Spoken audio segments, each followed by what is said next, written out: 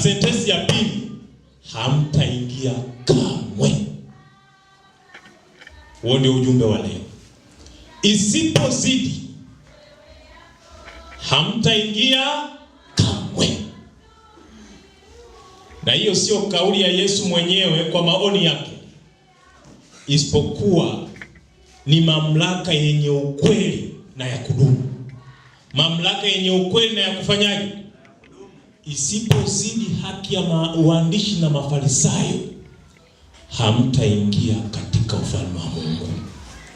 Na mimi nawaambia kabisa, hatutaingia katika ufalme wa wapi? Haki yetu isipozidi hiyo haki ya waandishi na Mafarisayo. Kwa nini Yesu aseme fungu kama hili? Ndugu zangu katika Kristo, Mungu wa mbinguni hajatuita sisi katika dini. Hajatuita sisi katika dini. Ametuita kuwa na ufahamu na uelewa wa kweli dhidi ya Mwenyezi Mungu. Na mtu yeyote anayetenda kwa sababu ya dini anachoka haraka. Huyu mtu atachakaa. Bali neema ya Kristo ibadilishayo moyo itakupatia amani. Bwana Yesu asifiwe. Sasa karibuni tunapokwenda kujifunza katika fungu hili la Mathayo sura ya 5 na fungu la 20. Haki yetu isipozidi ya waandishi na Mafarisayo, hatuwezi kuulisi uzima wa nini? Na alikuwa anamaanisha nini anaposema haki? Hiyo haki maana yake ni moyo uliobadilishwa kweli. Bwana Yesu asifiwe. Amina. Moyo uliobadilishwa kweli. Inahusiana na ukweli wa kumfahamu Mwenyezi Mungu.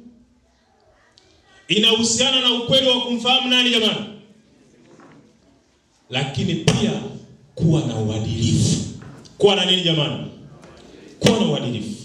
Lakini kuwa na amani ya moyoni. Bwana Yesu asifiwe. Amen.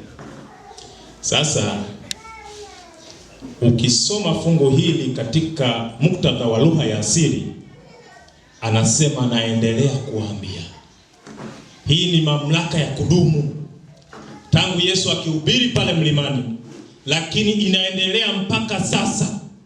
Naendelea kuambia ya kwamba haki yenu isipozidi haki ya waandishi na Mafarisayo, hamtaingia katika ufalme wa Mungu. Sasa kwa nini Yesu aseme haki yenu isipozidi? Sikiliza niwaambie. Katika ufalme wa Mungu, ufalme wa Mungu hauendeshwi na sheria peke yake.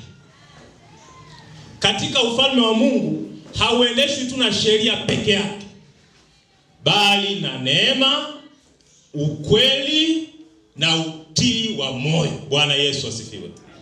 Kwa hiyo ukitunza sheria peke yake, ukashindwa kuelewa iko neema iokoayo na kubadilisha moyo, ukashindwa kuelewa ukweli, ukashindwa kuwa na utii mbele za Mungu, utakuwa bado hujafanya chochote.